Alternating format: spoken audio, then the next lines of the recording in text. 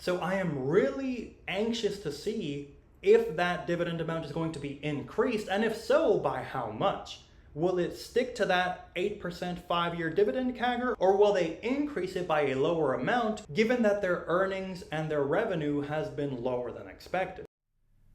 Hello, Victor here, and in today's video, just as you saw from the intro, we are going to talk about Starbucks, and they actually did increase their dividend, be it a much smaller amount than I expected, honestly. It's about 1.6% growth compared to last year. But I suppose I will take a small dividend increase over a dividend cut anytime. And for those of you who watched my previous video on Starbucks, with it being my most disappointing stock in my portfolio, in that video I mentioned that their previous 5-year dividend CAGR was about 8%.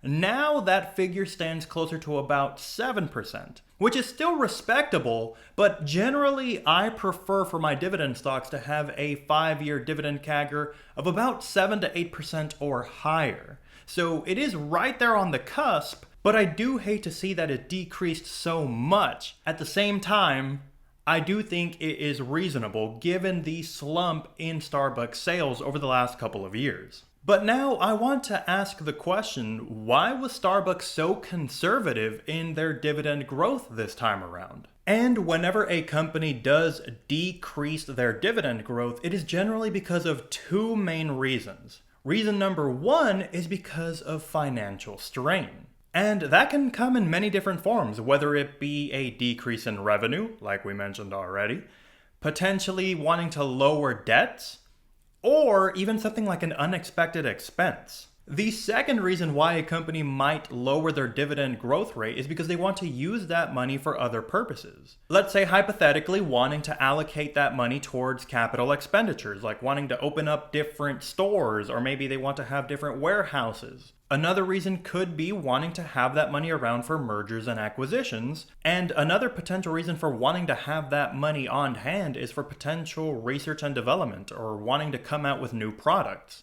But if I had to give my reasoning for why I think Starbucks is lowering their dividend rate by so much here at the end of 2025 is because of financial strain. And because I love visuals, I mean, just have a look at how much Starbucks grew from 2022 to 2023.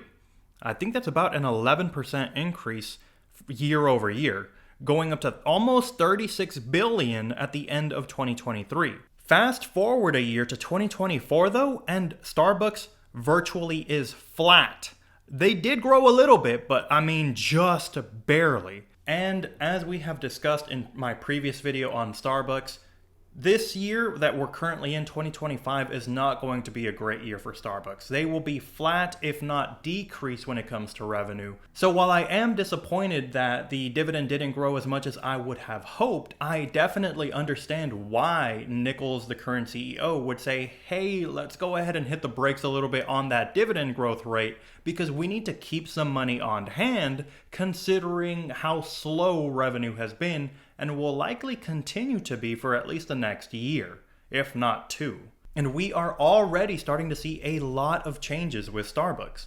Not just the CEO, Steve Nichols, who came in about a year ago, but they have also decided to close about 1% of their stores. So 450 Starbucks will be closing here in 2025.